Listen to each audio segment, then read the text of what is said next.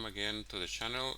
Today I want to share with you this article I found that mentions this campaign of the Ukrainian security services where they are said to be cracking down on traitors helping Russian troops. And this particular piece is talking about the SBU, which is the Ukraine Security Service. And here in this article, they mention the story of a man that was arrested because of his social media posts. Just because of that, because of kind of speaking his mind, saying his opinion, what he thinks, what he doesn't like. And here in this article, they mentioned that this man, Victor, was one of nearly 400 people in the Kharkiv region alone who was detained under new anti-collaboration laws enacted quickly by Ukraine's parliament and signed by President Volodymyr Zelensky. Offenders face up to 15 years in prison for collaborating with Russian forces, making public denials about Russian aggression, or supporting Moscow. Anyone whose actions result in deaths could face life in prison.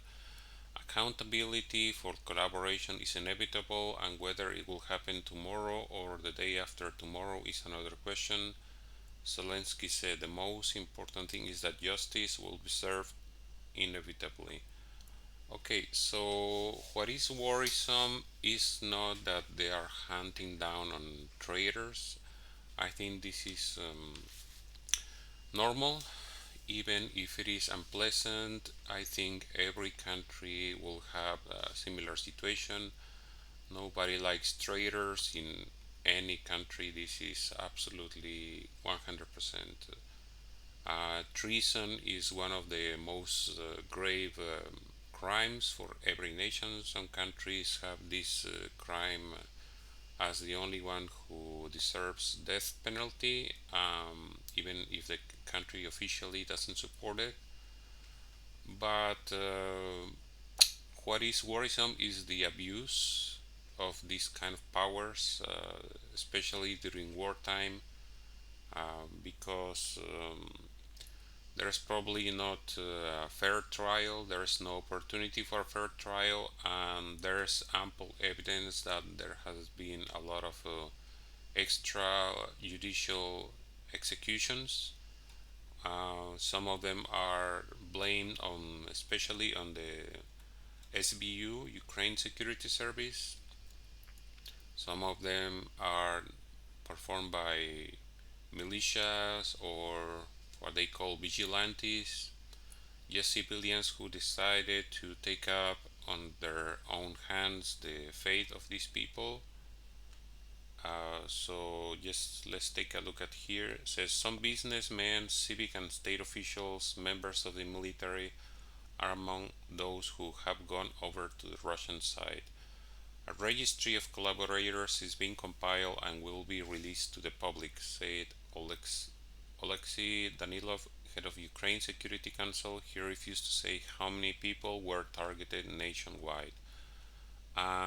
So this is the main thing, that martial law is now effective in Ukraine um, because of the current conflict. So a lot of things are allowed under martial law that under normal circumstances wouldn't be allowed.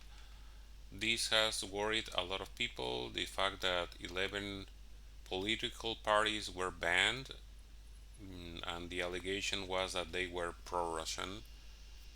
But I wonder what is the significance of this.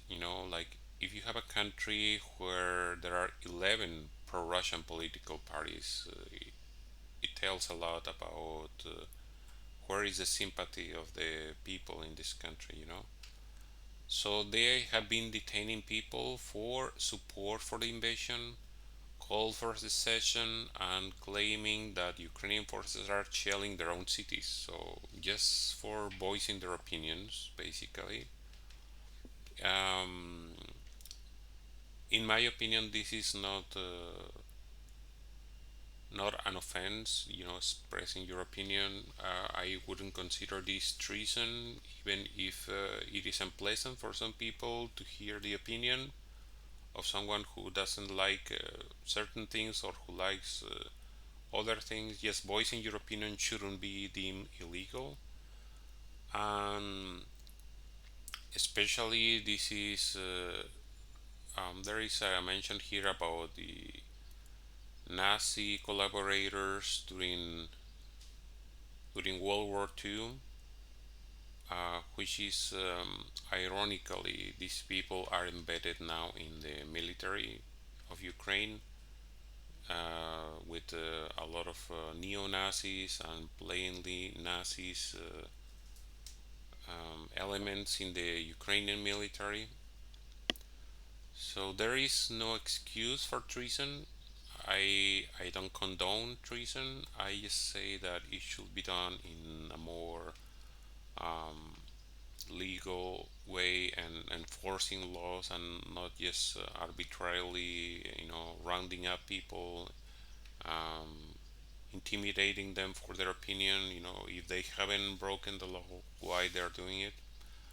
But I guess it's horrible for people there. Let's take a look at here. It says a person in Ukraine can be detained for up to 30 days without a court order under the anti-terrorism legislation, and especially under martial law. Authorities don't need to tell attorneys about their clients' arrest. And it says, in effect, these people disappear, and for 30 days there is no access to them. What happens to them during those 30 days is anybody's guesses. And law enforcement has powers to take anyone. The government knows the implication of detaining people over their opinions, including that it risks into playing into Moscow's line that Kiev is repressing Russian speakers. But in wartime, officials say freedom of speech is only part of the equation. And like I was mentioning, there's a lot of unlawful killings of pro-Russians. So it is awful situation there. Here is in this article there is this video, a little bit disturbing video. Anyway, I will post the link to this article so you can take a look at the article and form your own opinion. Tell me what you guys think. And as always, I ask you to please share this video with the people you know, like the video, subscribe to the channel. I hope to see you again soon, and thank you for watching.